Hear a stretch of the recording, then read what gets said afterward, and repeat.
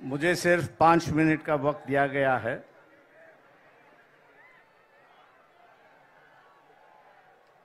राहुल गांधी जी, कांग्रेस के अध्यक्ष खड़गे जी, प्रियंका गांधी जी, तेजस्वी यादव, फारूक अब्दुल्ला जी, मंच पर बैठे शिवसेना के उद्धव ठाकरे जी, शरद पवार जी, सभी नेतागण, दोस्तों और भाइयों, जहाँ तक मैं समझता हूँ कि हम लोगों को लड़ना चाहिए। साथ लड़े, अकेला लड़े, लेकिन लड़ना चाहिए। देश भर की परिस्थिति की बयान मैं कर रहा हूँ। मैं इसलिए देश भर की बयान कर रहा हूँ कि बंगाल में अलग सी परिस्थिति बन चुकी है। महाराष्ट्र में कोशिश की जा रही है कि हम सब जन इकट्ठा लड़े, लेकिन दो चीज़ें जो है वो सबसे बड़ी चीज़ है, मैं यहाँ पर मानता हूँ। इलेक्टरल बॉन्ड आ चुका है और हर चैनल पर अमित शाह का बयान आ रहा है कि हमने जो है इलेक्शन के माध्यम से जो काला धन था उसको भगा दिया है।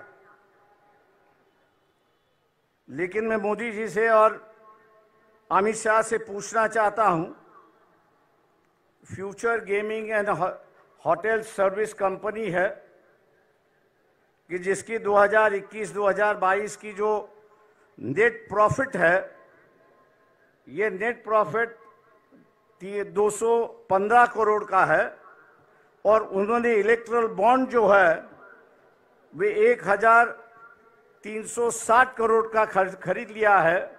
जब कंपनी का प्रॉफिट ही 200 करोड़ है तो 1300 के बॉन्ड वहां कहां से खरीद लिए? इसका विवरण तो होना चाहिए। मैं ऐसे कई कंपनियों का नाम दे सकता हूं। क्या हम लोग इनको टारगेट करेंगे या नहीं करेंगे? मोदी से ये सवाल पूछेंगे या नहीं पूछेंगे? और हम लोग जरूर पूछना चाहेंगे कि आप कह रहे हो, अमित शाह से हम कह रहे हैं कि आप टीवी पर जवाब देते हो, तो इसका जवाब दीजिए कि इस कंपनी के पास 1300 करोड़ रुपए कहां से आए, इसका जवाब होना चाहिए। आप इन पर ईडी की इंक्वायरी करवा रहे थे, लेकिन ईडी की इंक्वायरी अब रुक चुकी है। ऐसी एक परिस्थिति है। मैं समझता हूं कि एक मामला है कि जिसको हमने उठाना चाहिए। दूसरा, प्रियंका गांधी जी से मेरी नम्र विनती है कि मोदी जी कहते हैं कि ये देश मेरा परिवार है। ये बात सही है कि ये देश उनका परिवार है, लेकिन उनका जो असली परिवार है उनमें से एक महिला उनके साथ में नहीं रहती है। हो सकता है कि अगले साल के इलेक्शन में जो हो रहा है,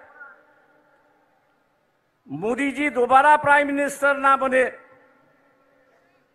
कांग्रेस पार्टी के अध्यक्ष से भी मेरी दरखास्त है कि हम लोग इस मुद्दे को उठाए और हिंदू समाज के अंदर फैमिली का जो रिश्ता होता है वो सबसे गहरा रिश्ता होता है। मोदी जी उस रिश्ते को निभाए, उस रिश्ते को निभाए और अपनी पत्नी को अपने साथ में लेके रहे। 2-4 दिन बाकी है, उसके लिए हम लोग को लड़ना चाहिए।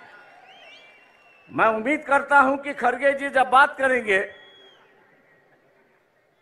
इस पर जरूर अपनी टिप्पणी यहां पर करेंगे,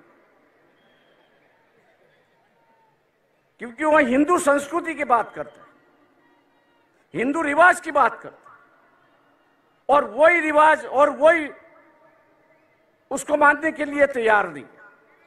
पर्सनल मामला है, मैं जानता हूं, लेकिन कल्चरल की चर्चा जो है ये आरएसएस ने शुरुआत की, कल्चरल नेशनलिज्म की गई, कल्चरल हिंदुइज्म की गई। अब वो अगर अदा नहीं कर रहे हैं तो मैं समझता हूं कि हम लोगों की जिम्मेदारी होती है कि उनको उनकी बात समझा है और उसको अदा करने के लिए वो अपना अधिकार के लिए वो लड़े और हम लोग उनको सिखाए। ऐसी एक परिस्थिति है। दोस्तों, 5 मिनट का वक्त होते आ रहा है।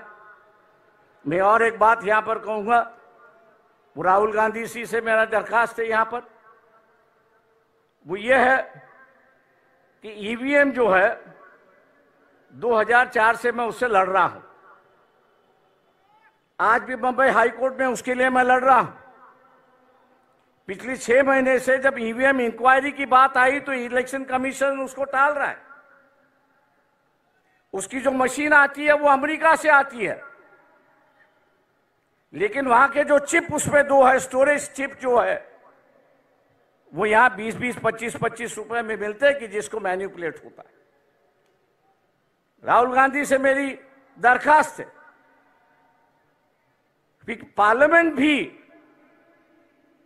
किस पे विश्वास करे, पेपर ट्रेल पे विश्वास करे और ईवीएम पे विश्वास करे। तो पार्लियामेंट ने कानून से कहा है कि अगर डिफरेंस आया, ईवीएम के काउंटिंग में डिफरेंस आया और पेपर ट्रेल की काउंटिंग में डिफरेंस आया, तो मानना है कि पेपर ट्रेल का जो वोट है वही आपको मानना है, ईवीएम को बगल में रखना है। क्या हम लोग इस इलेक्शन के पहले,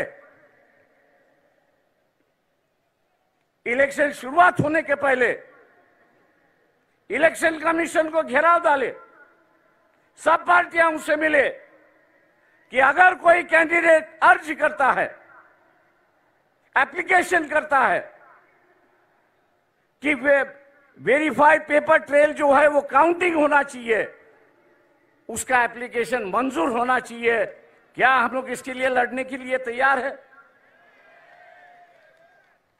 दिल्ली में हम लोग को यहां पे जाना होगा। मैं राहुल गांधी से विनती करता हूं कि वो अगर डेट ऐलान करेंगे तो शायद हम लोग उसमें शामिल होंगे, बड़ी संख्या में शामिल होंगे, ये मैं आशावाद यहां पर करता हूं। रही बात लोग साफ सुथरी कैरेक्टर के लोग चाहते हैं। ये जो फैमिलीवाद है, दूसरे चीजें जो है, लोग उससे उब गए हैं। हम लोग उससे बाहर निकले और मैं इस मंच से कहना चाहता हूं कि हम लोग अपना इस्तेमाल एटलीस्ट महाराष्ट्र के लिए परिवारवाद के लिए खर्च करने के लिए तैयार हैं। हम आपके साथ हैं।